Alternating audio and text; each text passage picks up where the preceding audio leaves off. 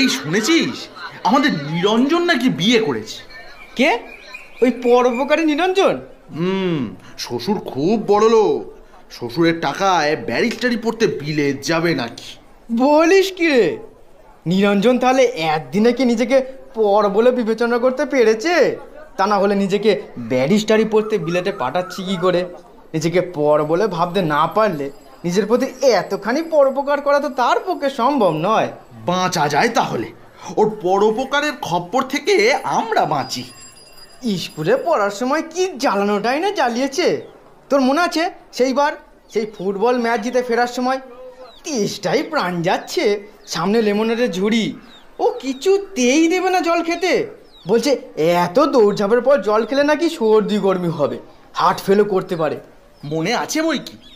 আমরা যত বলি করে করুক আমাদের হাট, তোমার কি? ও ততই বলে আহা মরে যাবে যে।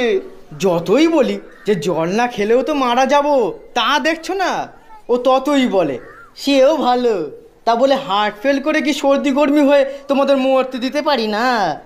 দিল না জল খেতে। সেদিন কি ইচ্ছা হয়েছিল জানিস?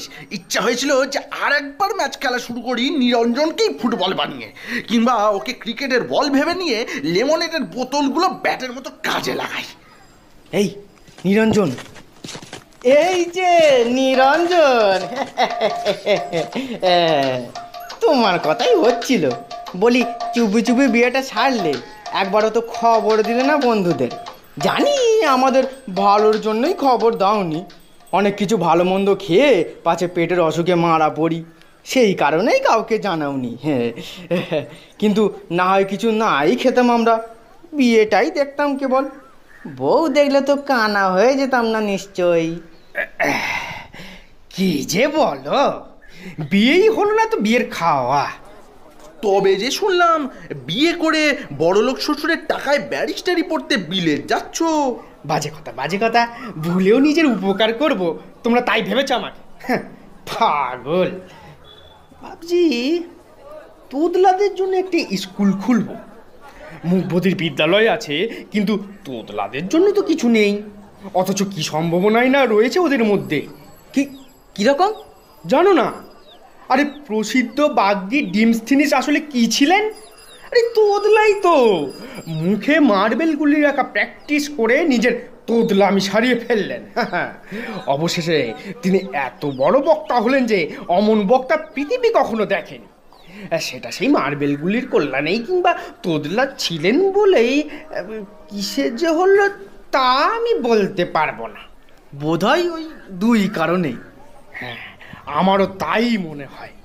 আমিও স্থির করেছি বাংলাদেশের তোদলাদের সব ডিমস্থিনিস বানাবো। তোদলা তো তারা রয়েছে, এখন দরকার খালি মার্বেলগুলির। তাহলেই ডিমস্থিনিস বানাবার আর কি বাকি রইল? তা বটে। নেই আবার, বক্তার অভাবেই তো দেশটা মাটি হচ্ছে। দেশের এত দুর্গতি, লোককে কাজে প্রেরণা দিতে তো বলতে হবে, আর বলে বোঝাতে হবে। বক্তা চাই আগে, শত সহস্র বক্তা চাই, তা না হলে এই ঘুমন্ত দেশ কি জাগবে? কেন এই বক্তৃতা ভালো লাগে না তোমার?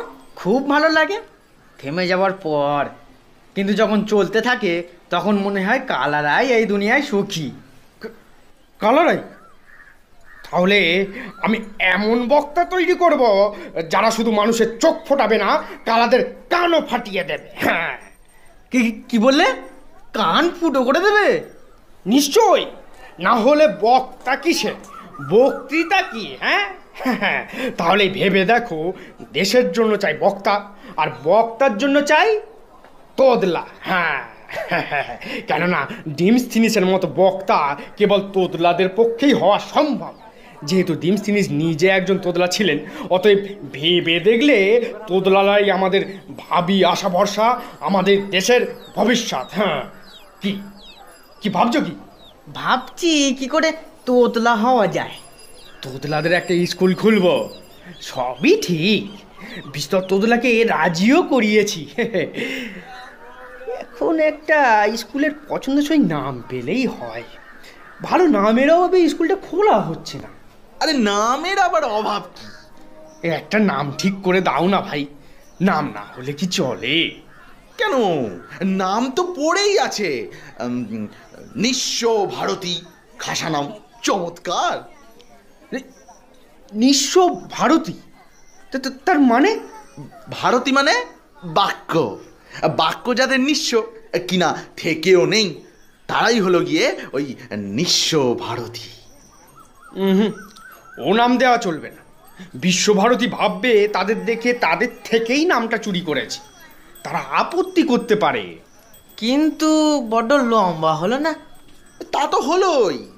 যেদিন দেখবে তোমার ছাত্ররা তাদের স্কুলের পুরো নামটা অবলীলায় উচ্চারণ করছে, গড় গড় করে গড়িয়ে দিচ্ছে, আটকাচ্ছে না কোথাও, সেই দিনই বুঝবে তারা পাশ করে গেছে। তখন তারা সেলামটুকে বিদায় নিতে পারে, কিংবা জিভ দেখিয়ে। নামকে নাম, কোশ্চেন পেপারকে কোশ্চেন পেপার। হ্যাঁ হ্যাঁ, ঠিক বলেছো, ঠিক বলেছো। এই নামটাই থাকলো, তবে এই নামটাই থাকলো, নিঃস্ব ভারতী। খাসা নাম।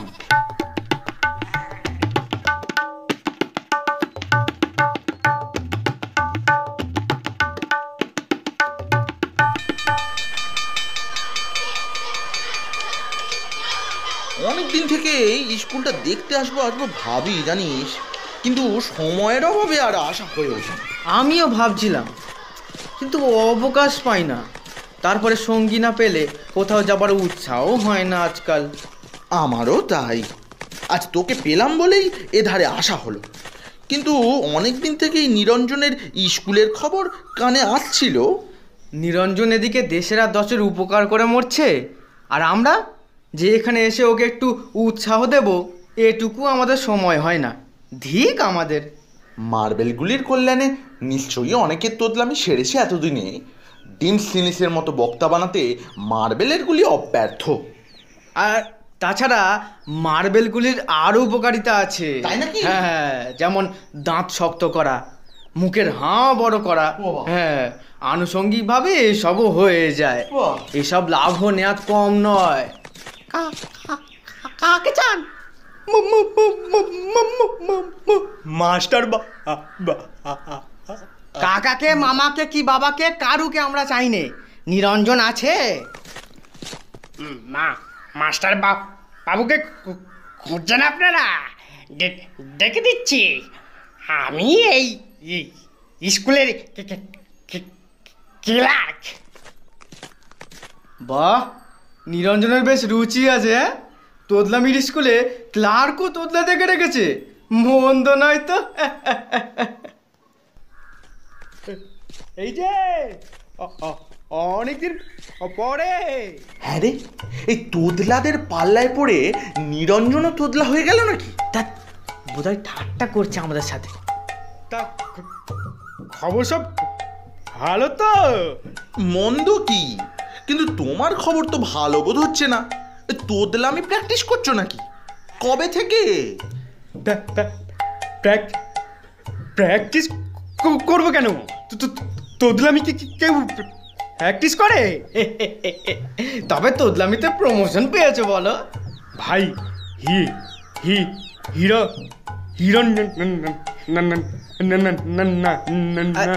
হিরণাক্ষ বলতে যদি তোমার কষ্ট হয়, মুখে বাঁধে, না হয় তুমি আমাকে হিরণ্যকশিপুই বলো। কশিপুর মধ্যে দ্বিতীয় ভাগটি নেই। ভাই, হিরণ্যকশিপু আমার এই সেনাটো তো বুঝেছি বুঝেছি, তোমার এই স্যানাটোজেন। তারপর? স্যানাটোজেন? আমার স্কুল হলো গিয়ে স্যানাটোজেন? আরে স্যানাটোজেন তো একটা ওষুধ। আহা, ধরেই নাও না হে, তোমার স্কুলে তো একটা ওষুধ বিশেষ, তোদলামি সারানোর একটা ওষুধ নয় কি? তা বটে।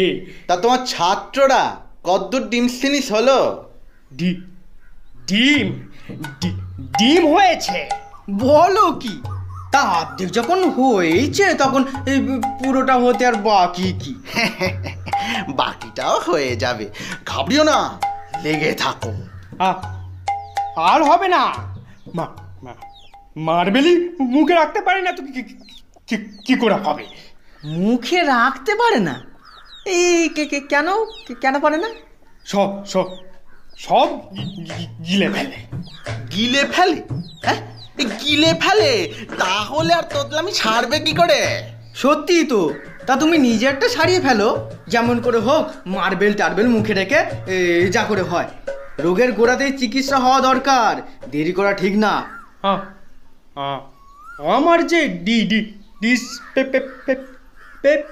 পেপসিয়া আছে, হজম করতে পারবো কেন? ডিসপেপসিয়া থাকলে তোতলামি ছাড়ে না বুঝি? আর আমার কি পাথর হজম করার বয়স আছে? কেন পাথর হজম করতে হবে কেন? আমিও যে গিলে ফেলি। তাই তো, ভারী মুশকিল তো তাহলে। ছেলেরা সব নিয়ম মতো বেতন দেয় তো? সব সব ফ্রিজে অনেক সাদাসাদি করে আনতে হয়েছে। তবে তোমার চলছে কি করে?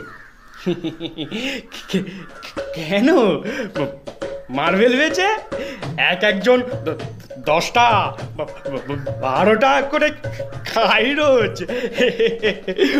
ওগুলো মুখে রাখা ভারী শক্ত। বটে? বলো কি? হ্যাঁ, এই আমিও কি তোতলা হয়ে গেলাম নাকি? ভারী মারাত্মক জায়গা, এখানে আর থেকো না। পালাও পালাও পালাও।